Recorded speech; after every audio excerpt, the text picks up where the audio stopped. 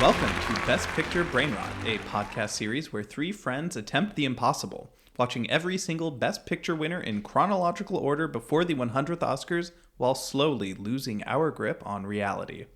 Follow along as we give ourselves cinematic brain damage by watching every Best Picture in order from the first winner, Wings, to whatever the Academy picks in 2028. There are 96 weeks until the 100th Oscars, and today we are going to talk about Grand Hotel. Surprises, disappointments, hot takes, and plenty of brain rot await. We are your hosts, Adam, Sarah, and Drew. Our fifth Academy Award winner for Best Picture is Grand Hotel, released September 11th, 1932, and directed by Edmund Goulding.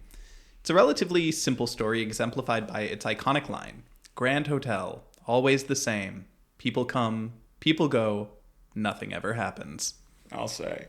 It follows a brief moment in the lives of five individuals staying at the Grand Hotel in Berlin, the events taking place over a single weekend as each of these people's stories intersect, involving love, deception, and even death.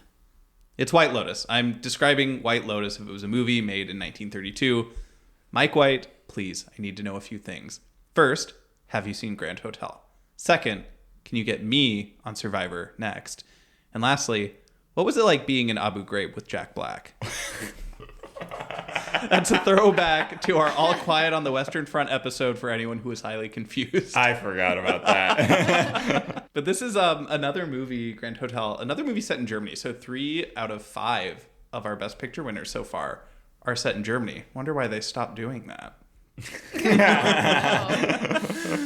Like All Quiet on the Western Front, we have a mixed bag of people doing and or not doing German accents, but everyone does play German people, at least the characters in the story. But again, this is a story that takes place in Berlin, 1931. So, Drew, I'll leave you to give us a little historical context. Yes. I'm not going to dig too deep because this isn't the most history-driven story that we've had compared to most of our others. But basic context of why this story is set in Berlin, of all places, is because around this time, Germany was in a period that we now refer to as the Weimar Republic. The post-World War I, pre-World War II sort of sweet spot that Germany found, where after World War I, the disaffected population effectively overthrew the Kaiser. We actually see a little bit of implication of that in All Quiet on the Western Front. But at this point, there was a little bit of turbulence, but then by the mid to late 20s, there was a period that in Germany, they sort of refer to it as the Golden 20s, not unlike the Roaring 20s here in America. And it was a period of relative prosperity. Germany had sort of normalized relations. It was now a constitutional republic. It had reinvented itself into a sort of more democratic entity than it was under the Kaiser. Now, that's not to say that this doesn't mean that lasts forever. Of course, this is 1931. What happens? Well, a couple of years later is when during the Weimar Republic, it was a very liberal, progressive, open, democratic time for Germany. You probably recognize this period of history from other stories like the musical Cabaret takes place during this time. Germany and Berlin at this time was very liberated socially, sexually, etc. It was like I kind of assumed that given the fact that this movie's even being made and being portrayed in Berlin, it could have been anywhere. Yes. But they chose what I assume is kind of a cosmopolitan center, like center of culture. Exactly. Berlin was seen pretty favorably even after the war. It had sort of renewed its reputation. Obviously, this ends, of course, with the Third Reich taking power and obviously Hitler comes in and basically loopholes his way into a fascist state after the Weimar Republic, takes advantage of the Constitution here. And it doesn't necessarily reinvent it. If I remember correctly, I don't think he actually does anything to change or amend the Constitution, but he effectively recreates a system where now everything is under the jurisdiction of the Führer. And that is effectively the end of the Weimar Republic. It doesn't last long. It's a short but sweet period. And even still, you see like the legitimacy of Berlin and Germany does last for a little bit before World War II. I mean, just a few years later, the Olympics are hosted in Berlin. So even though we know what happens with hindsight now, this was in fact a period where at the time it would make sense to host or set something here in Berlin. They even say in the movie, oh, there are Grand Hotels in every city in Europe. Yeah, I Googled Grand Hotel, and there is a Grand Hotel in Berlin. There's a Grand Hotel in many other cities throughout the world. Yeah, I'm sure. If they're not all related, there's some branding there. But either way, they specifically chose to set this in Berlin for a reason at the time. Yeah. And now they have warehouse techno music. Yeah, now they have Berghain. Yes.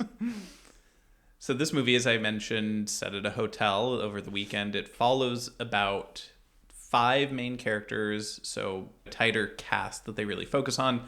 This was, to my understanding, and Sarah will get into this more, this was the Avengers of the MGM acting roster. I think it was a pretty big deal at the time that they got all of their biggest stars to be in a movie like this. But Sarah, would you like to introduce us? I sure would. So yeah, think of a movie like Argylle. Oh.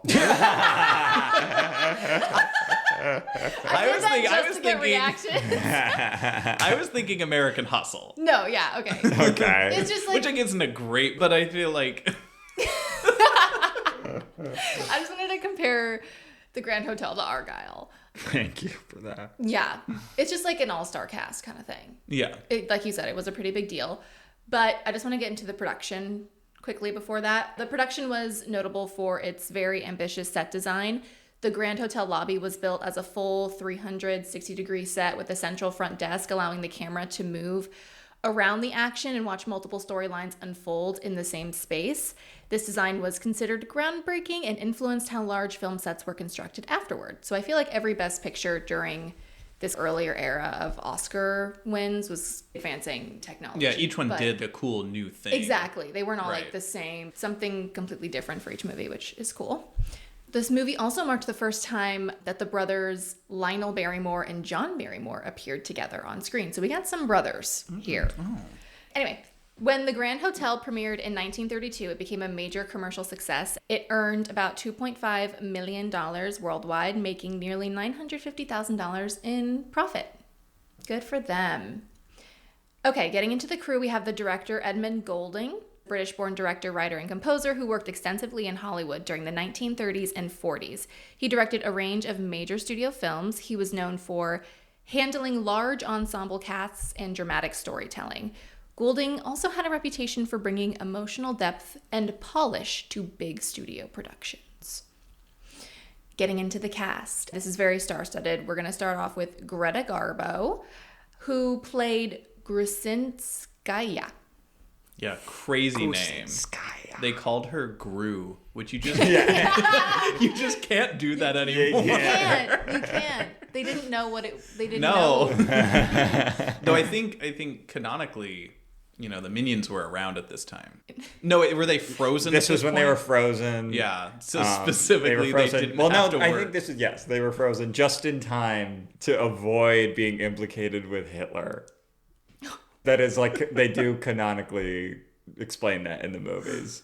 Wow. They're around to assist every truly evil person throughout the history of humanity, the evilest except person in the world at that point the Minions will work for. Aside from this one period where they were frozen. Wait, that's funny. I should watch these movies. I haven't seen it. Oh, you would love it. It's brain rot incarnate.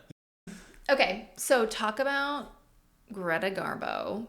First of all, that name is destined for stardom. She was one of the biggest stars of early Hollywood, known for her mysterious persona and dramatic performances. It is widely reported that Greta Garbo insisted on not sharing scenes with Joan Crawford, who was also in this film. Garbo felt threatened by Crawford's presence and star power, while directors worked to keep the peace between the two major stars. Crawford, however, admired Garbo, noting she was the most beautiful thing I had ever seen in my life, though she felt slighted when her attempts to greet Garbo were ignored. So, yeah, very big star-studded cast. Garbo was kind of nowhere to be found, didn't really interact with a lot of the other stars. They once took a picture all together, and she didn't want to be in it, so they created a life-size cardboard cutout of her. Garbo was cremated, and her ashes were interred 9 years later at Skogsgeski Rykogården Cemetery south of Stockholm, where she's from. Final resting place Yeah. reveal. Mm-hmm. She was seen as a bit of a recluse, but I think she was just shy. During the premiere of this movie, she just stayed home with her friends instead of going to it. I think that was just her vibe, you know? And I can relate to I'm that. shy. Okay. Let her live. Let her rest in the Skidgiski cemetery. Yeah. Skosky Grusenskaya. Ride Kogargan. All right. Then we move on to John Barrymore as Baron Felix von Geigern, a legendary stage and film actor from the famous Barrymore acting family, the Barrymore royalty. Known for his powerful voice and Shakespearean background, and he was one of the most respected actors of his era. And his brother, Lionel Barrymore, as Otto Kringlein. Kringlein. He was John Barrymore's older brother and a highly respected actor and director. He later became widely known for playing Mr. Potter in It's a Wonderful Life and won an Academy Award for Best Actor for his performance in A Free Soul in 1931, so a year before this movie. And he beat our friend Richard Dix, also known as Dick Dix. Also known as Yancey Supreme. Yancey Supreme. I gotta take care of this dog. I lost it. Stop. My God, I swear it's in that house. I'll bet my bottom dollar on it. I thought That was bait, and he took the hook. I thought we left that character in Cimarron. That character's never leaving. I tell you what, ballet and opera is boring as hell to me. Ain't nobody give a damn about ballet and opera. Eat your heart out, Mr. Copeland. Please continue, Sarah. Okay, now we're going to talk about Joan Crawford as Flem, the stenographer. Joan Crawford was a major Hollywood star who built her career playing ambitious, determined women. She later won an Academy Award for Mildred Pierce and remained one of the defining actresses of classic Hollywood era. Yeah, she wasn't a super big star before this movie, and they kind of took a risk on her. And that's a wrap on cast and crew. Thank you, Sarah. The story of Grand Hotel, it's more of a character movie than a story. There is a story, but the movie is better defined as going through the arcs for each of the characters. It opens up in a way that I found it very clever. All of them talking on the telephone to people outside of the hotel, introducing a little bit about their characters, their motivations. We meet in various order. There's Kringlein, played by Lionel Barrymore, as you mentioned. He's dying, and he's here at the Grand Hotel to spend all of his money, as he's lived a very simple life before in this factory, and he's here to blow it out one last time before he dies. They talk about Gru, as we mentioned, Grusinskaya, played by Greta Garbo. She's a Russian dancer who at the start is referred to more as a presence. We don't see her yet. She's this larger-than-life celebrity who is at this hotel. There's Pricing, who is the owner of a textile mill, talking about a merger that he's at the hotel to go through. Then there's Baron von Geigern, who we don't get a ton about, just that he is following Gru in some way. There's a lot that we don't know yet at this point, but it does get revealed throughout the movie. But kind of, again, it's all like this tangled web where the Baron, I would say, is at the heart of it all. Where he's kind of the person that everyone interacts with in some way. He's very kind to Kringlein, who's a stage 5 clinger, who's wanting to be hanging out with someone because he clearly has no one to be around. He has a big flirtation with the stenographer, Flemtien, who shows up, and she is here to work for Pricing, aiding him in getting this merger going through with some other textile mills. So the Baron and her have a bit of a thing. I think a very cute little flirtation scene. Meanwhile, again, Kringlein comes up and he's like, "Hey, do you guys want to come hang out in my room? I've got so much champagne because I just keep spending my money. Please, I'm dying." Yeah. Grusinskaya shows up. She's this like nervous ballerina who's in a dying art. I'll say, you don't have to tell me twice. Oh my God. We have a ballerina We have someone performing a massive merger. We have David Ellison in the house as well. Oh, yeah. Okay. Keep cooking. Yeah. He's so creepy. He's creeping on the stenographer the whole time. Just a little lecherous man. But he's the villain. I was gonna recast him as Tom Hardy. Oh, okay. I could see that. Yeah. That makes sense. Yeah, Grusicka shows up. She's very damaged. She does not want to go on stage because she flopped the night before. Everyone was real sad. So she's crashing out. But they get out of the room, and then it is revealed that the Baron is trying to steal her pearls. Because he's broke. He's broke as a joke. Baron is the lowest ranking of English nobility.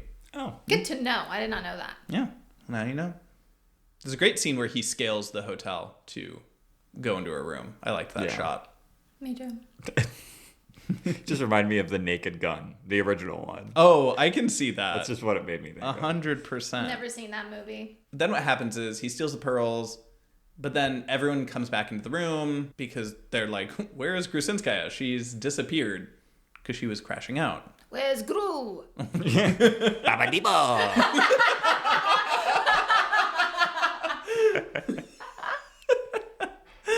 Anyway, Gru is... Okay. Gru's crashing out. She runs back into her room. So the Baron, he's hiding in the closet. He sneaks out once everyone is gone and Gru is laying on the floor. He's about to leave the room with her pearls. And then Gru says she's like gonna kill herself or something. She was hella dramatic, this lady. I was like, you need to chill. The Baron comes out from behind a curtain instead of leaving. He's like, no, you're so pretty. Don't kill yourself. No, literally. Like, that's actually what happened. Yeah. I wrote in caps, the scene is crazy. You're too sexy to be depressed. Come on, with a face like that, come on. Jason Zola. I read an interesting anecdote with these two characters in this scene. John Barrymore and Greta Garbo were huge stars at the time, and they were worried about how they would interact and get along with each other while on set. But they had a really good working relationship. They really found it a treat to work with each other. So I think they were worried about egos. They were a bit odd, apparently, in a personal level, but they're freak matched. What was weird about him? John Barrymore was maybe just eccentric. Okay. Yeah. He's like... He wants orange Skittles only. I was going to say, his rider is just a little... Yeah, exactly. Yeah, I mean, none of them like, were... I want 1 ton of potato salad in my dressing room. Ew. Who's asking for that? John Barrymore. John Barrymore, he's eccentric. But they fall in love in this scene, which is a little weird. They moved way too fast. Like, there's so many red flags in their relationship. Yeah, and I think that my read of this is that it's intentional, and maybe I'm giving a generous read to the writing of this story, but I think that Gru is clearly this, like, manic, depressive kind of person looking for something in her life. And the Baron, I found a lot of time throughout this movie challenging to read what his character motivations were, because he was very flirtatious with the stenographer, but then he was falling in love with Gru. I don't think he knew what he wanted. I think he was a bit of a Bluetooth man, to, again, borrow another thing Reheating from my nachos.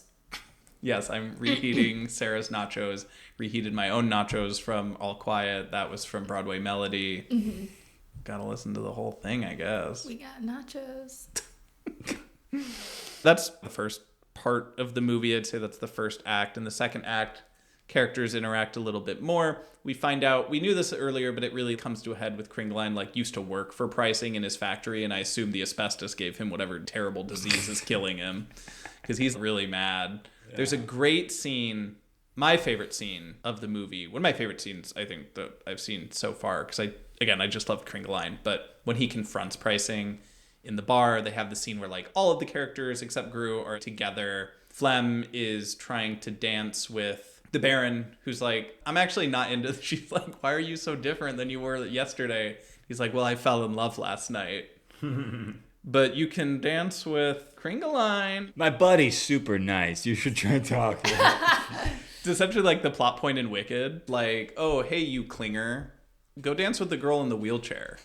Kringeline is just this sad man. But Pricing comes in and he's like trying to like get up all in on Flemchin. But Kringeline fights him and he gets choked out. Mm-hmm. Pricing is not a good man. His business deal falls through, so he's crashing out. Oh, his business deal falls through like 10 times. Right, yes. Every scene he's in is like, the deal's not happening, damn it! Yeah. Maybe if you were spending less time creeping on your stenographer, you could get this deal to go through. Yeah. That's what I say. Kringeline and Baron, they then solidify their friendship by going gambling. Although the Baron steals all of Kringeline's money because he's not paying attention. Again, he's a very morally gray character. I think what I liked about this movie is the way that they dealt with money. How each character viewed money in such a very different sort of way. And their relationship with money impacted their character decisions. Someone like Gru, who like money means nothing to her. It's a formality in the way. For the Baron, money is sort of everything because he owes all these gambling debts. So he's like stealing people's pearls, stealing people's pocketbooks full of money. Whereas Kringeline, like his relationship with money is that he's never had any. But now that he's about to die, he's just liquidated everything and he's balling out as hard as he possibly can. And then Flem, she's just a grinder. She's working for Pricing, doing what she needs to do. Mm-hmm. But it's kind of a toxic relationship with money because it's one of those things where it's like, how far would you go? Would you work for this creepy man who's always trying to get with you? Yeah. Just to get some more money. We all been there. We've all been there. But this all comes to a head essentially at the end of the movie where Baron, who apparently was in debt to Pricing the entire time, he was going to give him the money. But then he has a change of heart. They get into an altercation and Pricing beats him to death with a phone. This is where it sort of becomes, again, White Lotus, where at the end of the movie is them like loading his body into a hearse and then they drive it away. Gru comes back from the ballet. She had a very successful night and she's not crashing out because she was very happy that it was actually successful. But she's like, where's the Baron? Where is he? Where's the Baron? Nobody tell her. Yeah. Which no one told her. Like someone just says like, oh yeah, he's gone. Yeah. Which is kind of rude. Ignorance is bliss. Yeah. But Kringeline comes in once the Baron is dead. And he's like, man, I gotta call the police. And Pricing's like, no, don't do it. You're too sexy. Don't call the police. I can't go to jail. Yeah. Everyone's too sexy to do anything in this movie. True. Real. Nobody was sexy except for Greta Garbo and Joan Crawford. That's a good point. But then at the end, Kringeline, he's got his money back. He meets up with Flem and he's like, hey man, I'm dying. Let's go ball out together and you can just have the rest of my money when I drop dead. Yeah. Goals. Life goals. And that's sort of the end of the movie. And the character who says the line at the beginning, people coming, people going, nothing. Oh yeah, there's a doctor. Two-Face. Dr. No, he got his face. Took a grenade to the face in the Great War. Don't call him Two-Face. Oh, please. You know that's what he'd be called if he was walking around today. He did look like Tommy Lee Jones Two-Face, though. I see it, for sure. That's the movie. People die, and then they just get replaced by new people coming in for the next season of Grand Hotel. People come, people go. That is a metaphor for life, is it not? Yeah, it is. Nothing really happens. Nothing really happens. Well, what's next? Next is the Oscar history update. There's actually a lot of interesting stuff on this particular award ceremony. Okay. Yeah. So on November 18th, 1932, so only 2 months after Grand Hotel had premiered, which I find very interesting, the 5th Oscars were held at the Ambassador Hotel in Los Angeles. Few unique elements and happenings at this ceremony. The first was the addition of awards for short subjects. This was across 3 categories: comedy, novelty, and cartoon, the latter of which was won by Walt Disney for the short Flowers and Trees. Disney would also take home a Special Achievement Award for the creation of Mickey Mouse, who had made his debut a few years earlier in 1928 with Steamboat Willie.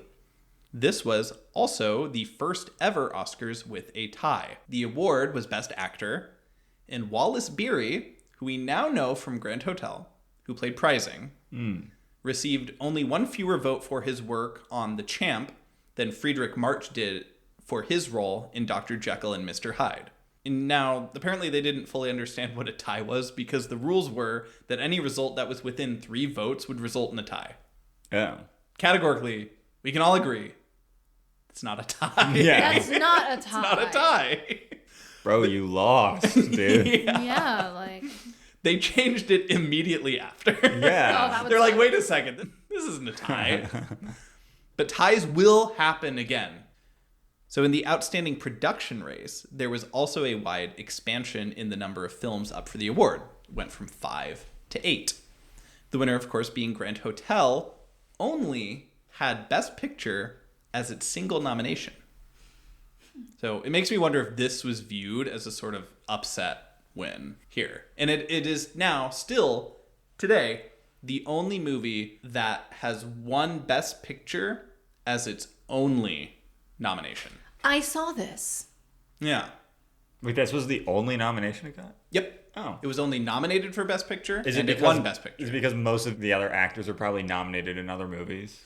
Yeah, no acting awards, which I was surprised by. I thought the acting in this was, by and large, very good. Although, could you compare it to like today, where they have like box office success? Like this might be in that category. It might. I mean, I think Picture. like if it was today and we had the new casting award, they'd probably give it to this. Yeah. Well, I have a hot take about casting awards. So. Okay. We should hear it. Yeah. We'll finish your Oscars. There's a lot more of them. So the other contenders, though, were as follows. First was Aerosmith. This is a John Ford-directed adaptation of a Sinclair Lewis novel. We will talk much more about Ford at a later time. He is one of the greatest directors of that era. This was a very philosophical story about a medical researcher sent to a plague outbreak where he must decide the priorities for use of a vaccine. Next is Bad Girl. This is a depressing movie about a depressing marriage set in the tenements of New York. Frank Borzage, the winner of the first ever Best Director Oscar, would actually repeat with a win in the same award here. Next is The Champ. So this was the movie where Wallace Beery tied for Best Actor. I see. He played an alcoholic ex-boxer who had to take care of his young son. This is a movie that would actually be remade in 1979, and that version would become one of my dad's favorite movies. Oh. Hell yeah. 5-Star Final, a single nomination journalism movie about a sleazy newspaper editor who harasses the perpetrator in a 20-year-old murder case, a case where she had ultimately been judged as being justifiable. Apparently, just from reading the description, this ends in, quote, tragic consequences. So, more on that if I ever watch it. The next two are very fascinating because they were directed by the same person. Oh. So, 1 Hour with You. It's directed by Ernst Lubitsch. This was another single nomination flick, just again nominated for Best Picture. This one about an unhappily married couple who comes between a happy couple. Apparently that's literal because the synopsis seems to imply a lot of couple swapping. It's also allegedly a comedy musical. Oh. Next is The Smiling Lieutenant. So one outstanding production nominee simply wasn't enough. Again, for Lubitsch, he needed 2 of them. This was the second. This was another musical comedy where a, quote, amorous lieutenant is forced to marry a socially awkward princess, though he tries to keep his violin-playing girlfriend on the side. Relatable. This idea of a military man who marries a princess in a musical comedy is something we saw a few years earlier with famed Oscars shutout The Love Parade, which was also directed by Ernst Lubitsch. Oh my God.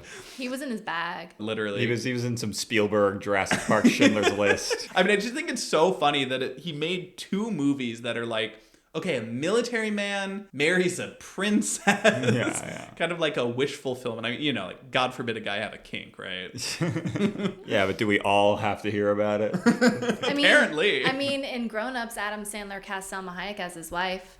That's true. Very That's similar. That. Yeah. It's a very similar situation. I've always said that Ernst Lubitsch is very much the Adam Sandler of movies. No one wants to talk about this. And the last one is Shanghai Express. This was the cinematography winner of the year.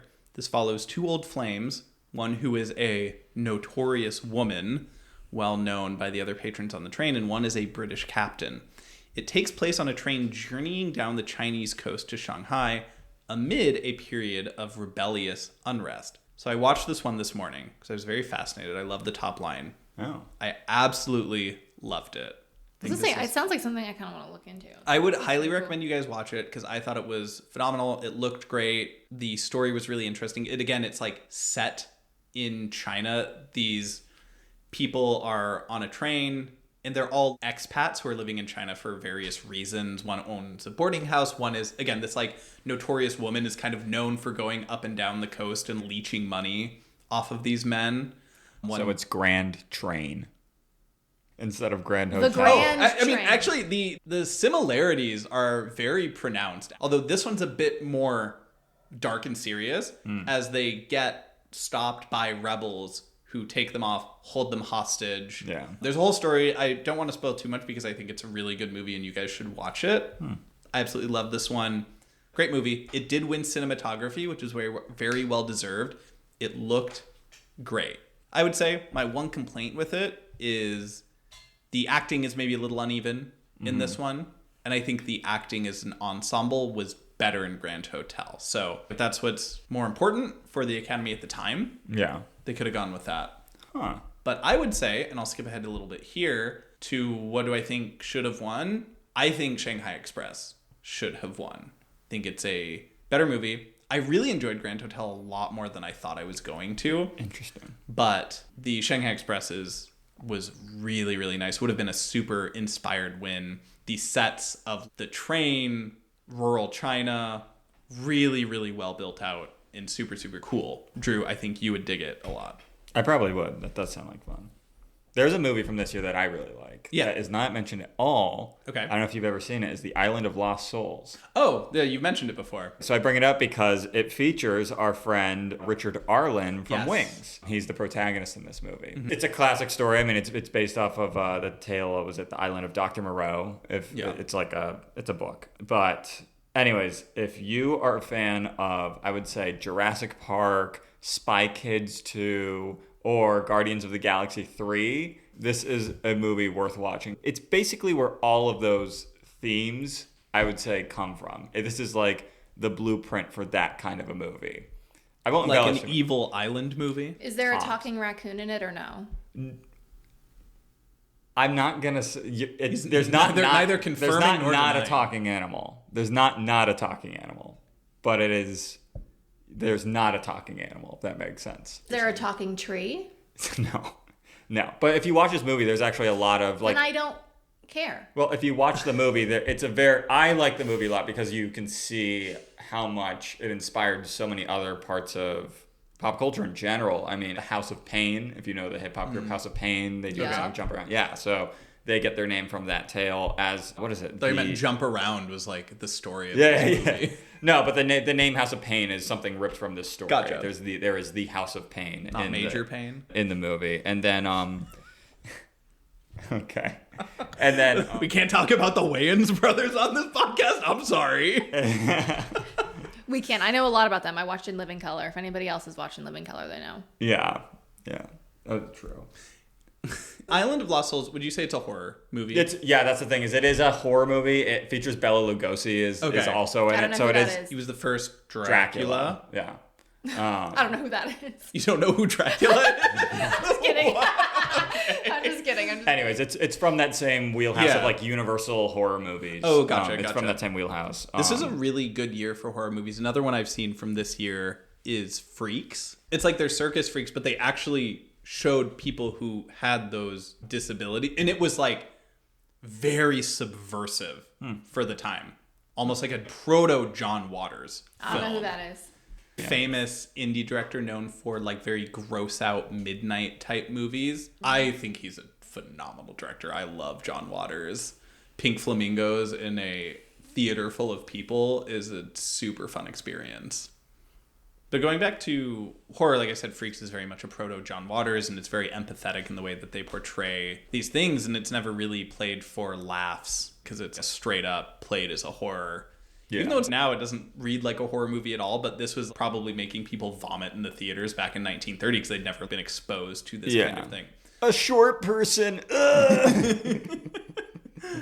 But as I mentioned, Wallace Beery split the Best Actor with Friedrich March for Dr. Jekyll and Mr. Hyde, which is also more or less an out-and-out horror movie. Yeah. I watched that one as well leading up to this because I was just curious.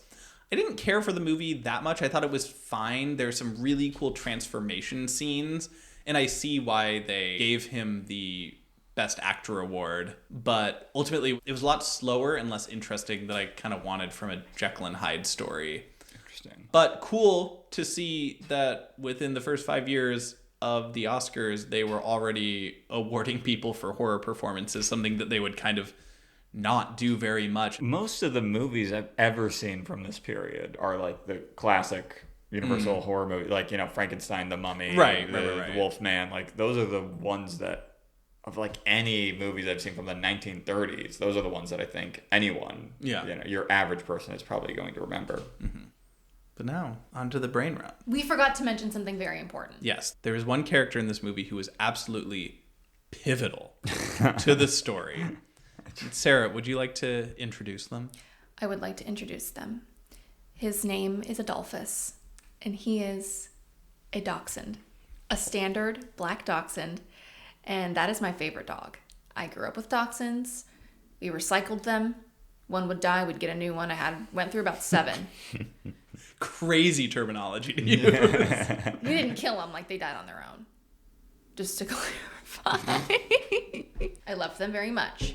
But anyway, Adolphus, he brought up a lot of feelings for me because there aren't that many dachshunds in movies, in dog movies. I feel like we've gotten too used to golden retrievers being the cinematic, emotional backbone of movies like Marley and Me. Boo. Air Bud.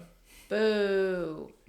But a wiener dog is so much more multifaceted than a golden retriever. A wiener dog is a character actor. I think we need more dog character actors than we do just leading dog actors, because think about it. A golden retriever is like Glenn Powell, but a wiener dog... Steve Buscemi. Christoph Waltz. Steve Buscemi is like one of those old wiener But also, dogs. Steve Kind of got Buscemi like a for bug sure. eye. See, Adolphus is like Christoph Waltz. Why? Just because he's German? There's a lot of reasons, but yeah, mostly that. Mostly that. He's a great character actor as well. But yeah, I'm just tired of seeing a golden retriever sadly watching his owner die. It's like, we've seen it. Like, you're on the porch, we get it. Like, we know you're sad because someone in the background is doing scary faces at you or whatever. But it's like, a wiener dog, I think, would bring so much more to the table. This brings me to the question that I did want to ask of the group. If this movie, Grand Hotel, was made with a cast of dogs instead of humans, what breeds would the dogs be? Yeah. If we Hotel for Dogs, which does, I looked up and I made sure that it wasn't telling the same story, but it's a very different story. Okay, I was curious. That one's more about the humans who do that. There is actually a TV show that came out a few years ago called Grand Hotel, and I can't remember if it's like... Yes, I remember because I was a background actor on it. But that like Ava Longoria produced, and I think it's kind of a similar idea pre-White Lotus, where it was like someone gets murdered. So Mike White reheated Eva Longoria's nachos? Maybe.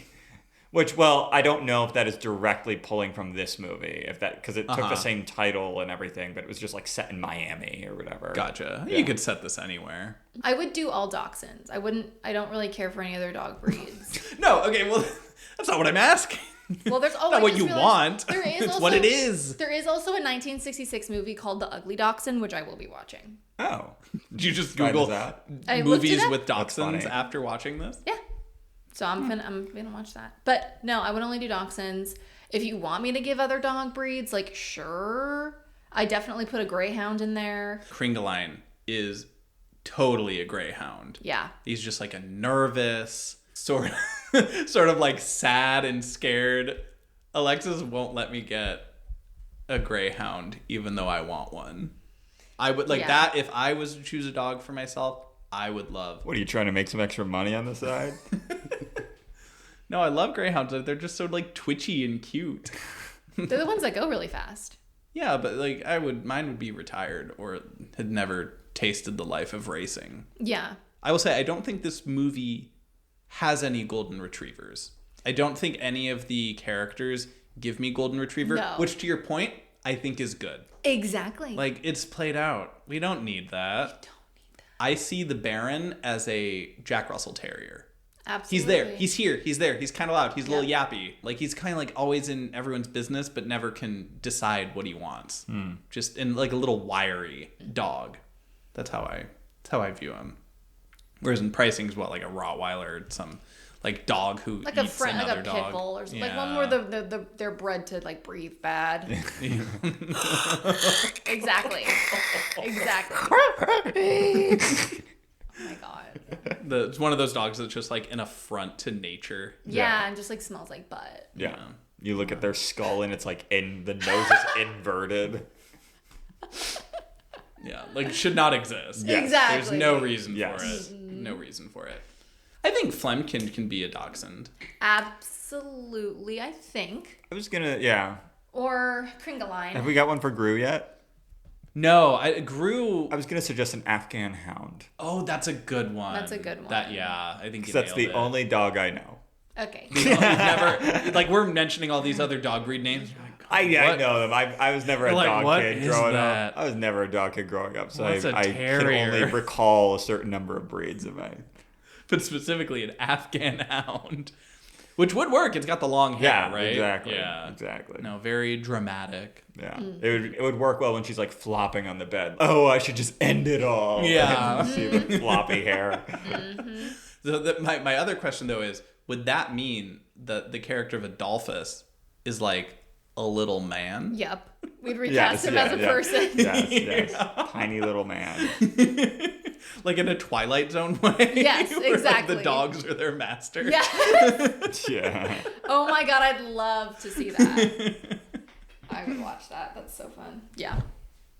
Another thing that came up while watching this movie that I found that I wanted to get Drew's POV on because he's our history man. Oh. This is still within the time of Prohibition. And I've noticed that a lot of our movies that we've watched feature scenes where people are just getting very drunk. Yeah. And I think it's so fascinating that they're still this like is also- portraying that. Of course, like it doesn't take place in the U.S. Yeah. But I still think it's so funny that we have scenes in Wings. We have scenes in All Quiet on the Western Front. Again, like all these movies that are not taking place in America. But I would have thought that it was more taboo to be showing all of that given the nature of Prohibition. I think Prohibition was on its last legs at this point. Yeah, there's a little bit of that. And I think also there is the idea of, well, you're abroad, that's what you do. Like you do as the Romans do, you know. They drink in Germany, so you go and you drink. What was the drink that Kringeline kept ordering? A Louisiana Flip. Yes. He was like that tipsy white girl at a bar. I gotta try that. I gotta try He's getting white girl wasted. Yeah, no, he is. He was like, what would he be ordering today? What's the corollary for a Louisiana Flip? Espresso martini. yeah, espresso martini. Yes, Yeah. that's perfect. Sarah, I know you had a what if brain rot question for this movie. Yes, I would like to know if this movie was made today and in a different hotel. Specifically Specifically a La Quinta. like the movie's just called La Quinta. It's just called the La Quinta. Okay. What would that look like? I personally would be more interested in a movie like that. Okay. I mean, that's just a Sean Baker movie. I was just thinking that that's it's like just the Florida this is Project. the Florida Project. No, it's different. It's different because the Florida Project was Okay. like just the kind of- characters. It was just the Well, yes, it was just the characters, but it was also, which I would like to talk about in my La Quinta movie. But Okay. in Sean Baker's kind of like this a similar group of people all living together. But in a hotel, you do get different groups of people. So I would like to see. We're picturing the characters drifting through, right? So there's like a regional sales rep from Modesto who got flown out to Phoenix for a major client meeting. La Quinta in Phoenix specifically. Yes. Okay. So he's there for a business meeting. He's stressed because he's in charge of Panera catering and there's just like so much Panera in the lobby. He just like stands by the waffle maker every morning. And then there's like a kid who poops in the hot tub. And Is that the central? that's the central thing that happens. Like instead of a murder, a kid poops Someone in the pooped in the hot tub and Someone they have to poops- drain and it. they have to drain Just very it. quickly turning into an It's Always Sunny episode. Yeah, But nobody cleans it because it's a La Quinta, so there's just like caution tape around the hot tub. I don't think La Quinta's as bad as you're saying, to be honest. Like, I think La Quinta might be like... We're going to get sued by La Quinta for defamation. Like, it might be low mid-range, but like you're talking about... We're not like a Super 8. You know? Right. Sorry, that's just like, I guess this is like, this is why it's important to have a POV, right? When we're filmmaking, because this is my POV on La Quinta. Okay. So a kid poops in a hot tub. There's caution tape around it. He has a dad in Oakley's who like tells everybody like, that's normal. Are they there for a baseball tournament? No, but that's funny you mentioned it because I do have a baseball a little league in this film. They're sprinting around, punching the ice machine and being like, it's all for free. Like, Right, yeah. And then there's like a woman cheating on her husband because I feel like husbands cheating on their wives is like, I'm tired of that narrative. Let her cheat. Let her cheat. Yeah, come on.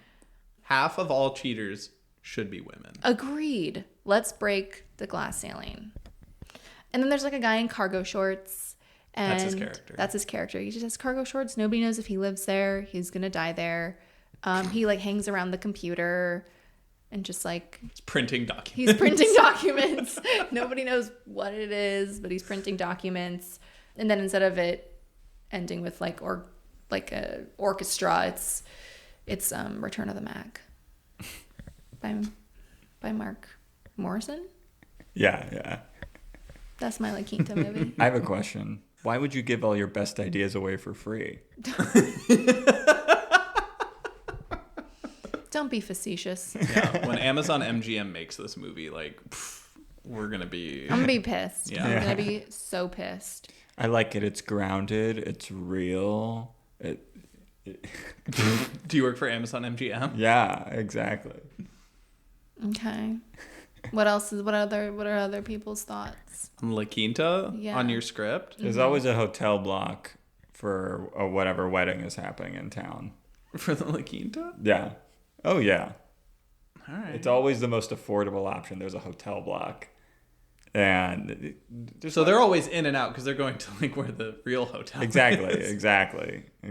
They're going to the actual event. I think the only time I've ever stayed at a La Quinta was when I was on a high school band trip. Exactly. That's exactly my point. I've never stayed at La Quinta, but Yeah, we can tell. Yeah. okay, well, you know what? The judging from the outside. Well, you know what? I'm taking inspiration from Sean Baker then because he never lived in poverty. But you know what?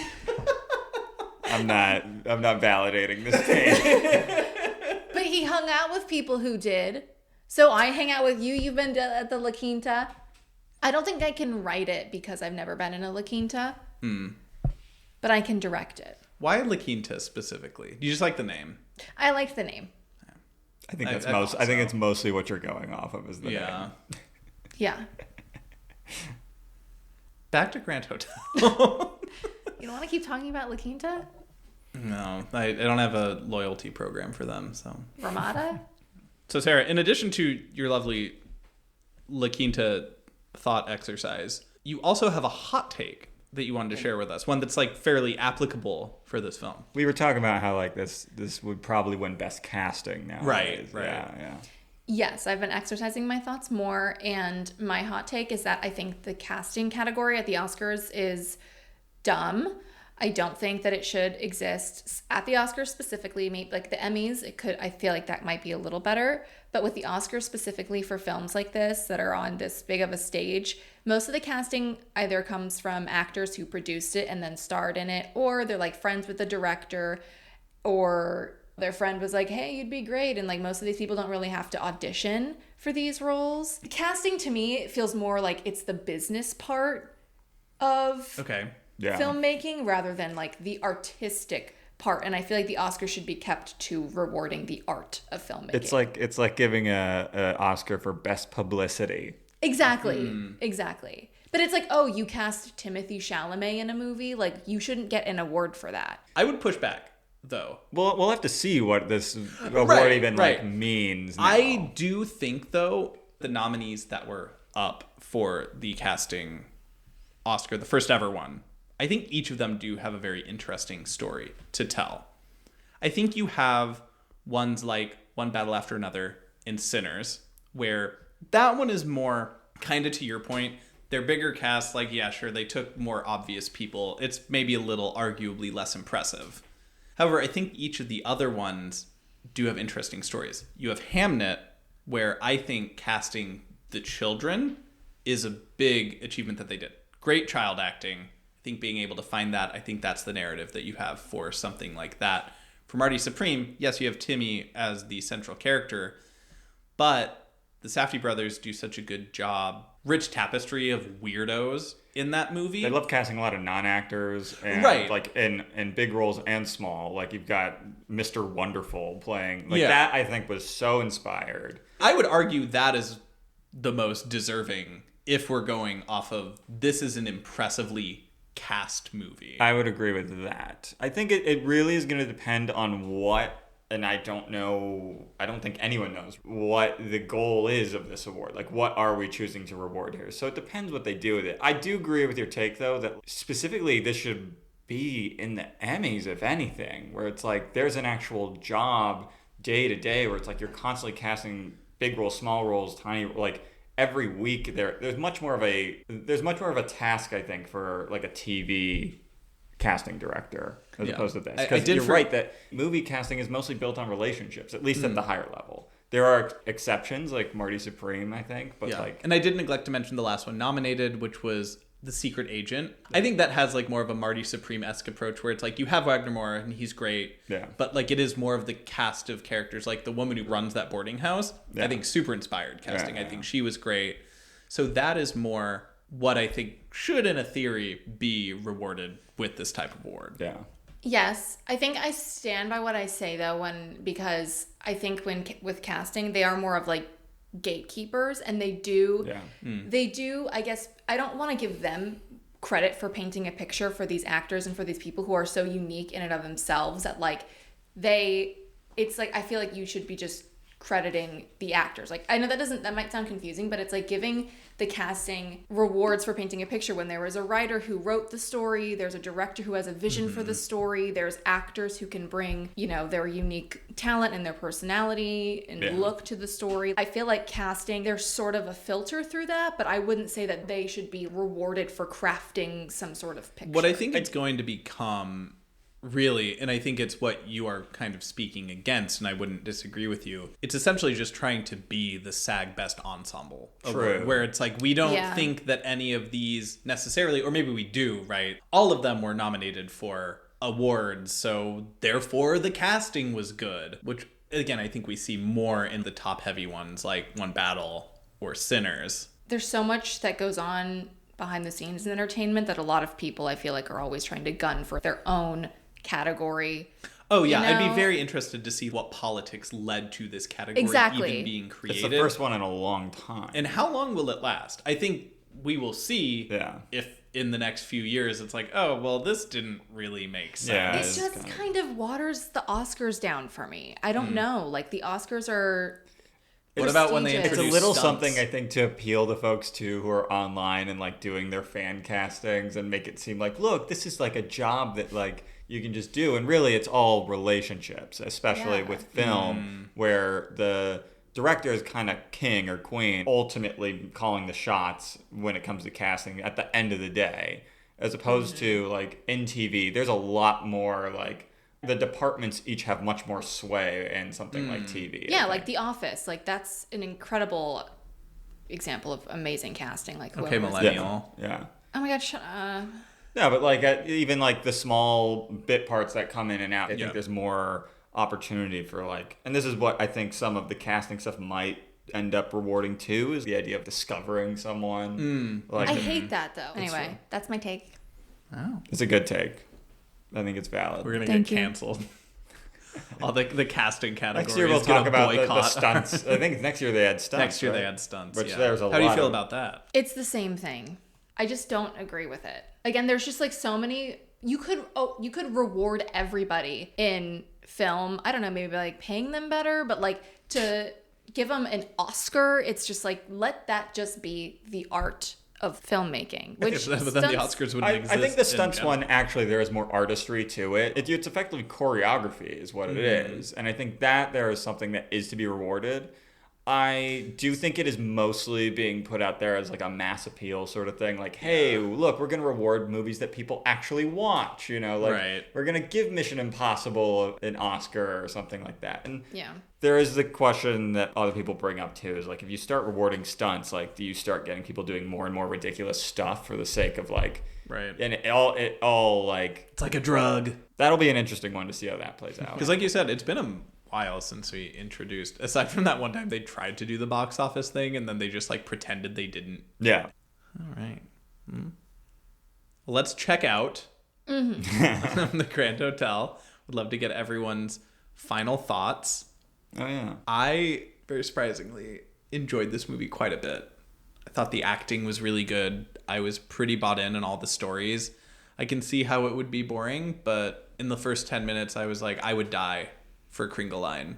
And I think the emotional stakes kept me in it. I thought the characters were very interesting and well written. I thought the acting was really, really good. Wallace Beery's pricing was, I thought, very strong. I was very impressed with that, even though he was just such a despicable and loathsome sort of character.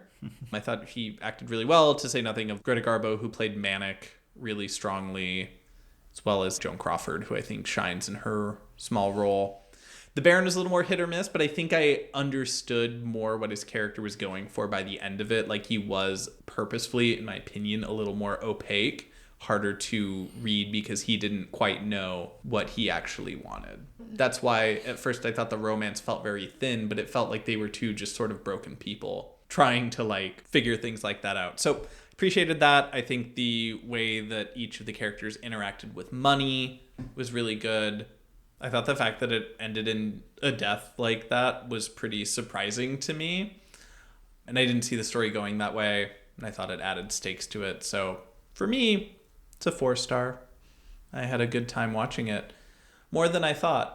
Though again, I gave what I talked about earlier, Shanghai Express, 5 stars. So that is far and away for me the best movie of the year and would have been a little more deserving winner. Though I do like this one, and I'm not totally upset that it won. I'm not as big of a fan of this movie. I mean, that's fine. I didn't like Cimarron, and you guys did. Yeah, like I thought it was perfectly okay, and the story, I don't know. I was like a little tuned out for a lot of these stories, and there just wasn't enough of an interesting palette to it all. It felt very like stock characters to me. Everyone did their job. It was serviceable. But honestly, it made me want to watch different movies that I know that are like it made me want to watch like a movie like What's Up, Doc? You know, like a much more interesting and exciting movie that's set in a hotel that similar does the same thing with like an ensemble cast. Like I kind of just came out of this as like that was in fact the movie, but there was no like extra juice to really like make me come away with something memorable from it. How many stars? Oh, I would give it, honestly, I'd give it 2.5. That's, which to me is like, you just made a movie. You made a movie. You didn't insult me, but you made a solid movie. It could be 3, but it's a 2.5, I think. I'm giving it 2 stars. I didn't like this movie.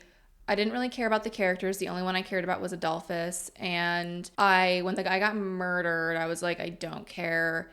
Greta Garbo was super dramatic, which I guess was on purpose, but she was bothering me. The guy, Mr. Pricing, he was doing that deal, and I was like, let's get this deal over with. I'm like, someone take him up on his offer. I kind of just got bored. I don't know. Maybe I don't get it. Maybe I'm not. I don't know. I might be missing something here too, for all I know.